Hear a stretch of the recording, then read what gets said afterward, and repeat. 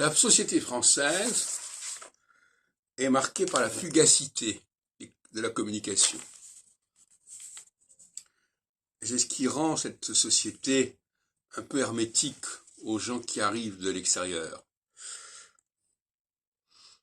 D'une part, parce que la langue française est une langue extrêmement fluide, où les mots ne sont pas séparés les uns des autres. Je prends l'exemple, est-ce que vous voulez de l'eau? Est-ce que vous voulez de l'eau? Déjà, c'est très déstabilisant. Parce que les gens n'arrivent pas forcément à isoler le mot eau. Vous voulez de l'eau? Est-ce que tu veux de l'eau? Donc, déjà, les mots sont déformés, sont amplifiés, sont recomposés, sont juxtaposés, sont enchevêtrés. Et puis, il y a un autre aspect qui n'a pas été suffisamment souligné, c'est la communication non verbale. Le langage des yeux, le langage de la bouche. Les Français ont un vocabulaire dans ce domaine-là, qui n'est pas un vocabulaire du langage parlé, mais qui est un vocabulaire essentiel. C'est-à-dire qu'on dit beaucoup de choses avec les yeux, mais c'est très fugace.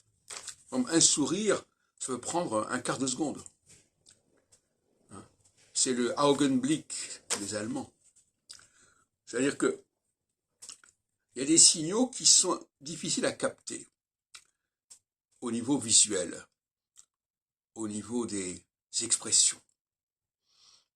Un Français parisien, quand il réfléchit bien, il a des tas de manières d'exprimer sa pensée, sans passer par la langue.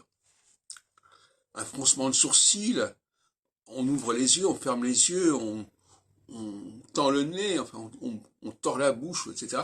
Il y a tout un langage. Je ne sais même pas s'il a été codifié véritablement, ce langage. Il faudrait voir. Et tout ça, ça échappe.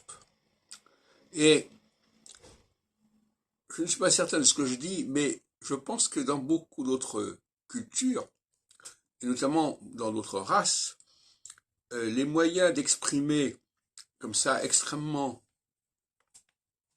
brièvement son ressenti sont beaucoup plus limités qu'en français. Et ça aboutit à des expressions radicales de violence, par exemple, beaucoup plus brutes. Alors, ceux qui ne connaissent pas ce codage dont je parle ne comprennent pas ce que je veux dire, mais il est évident que ce codage, il existe.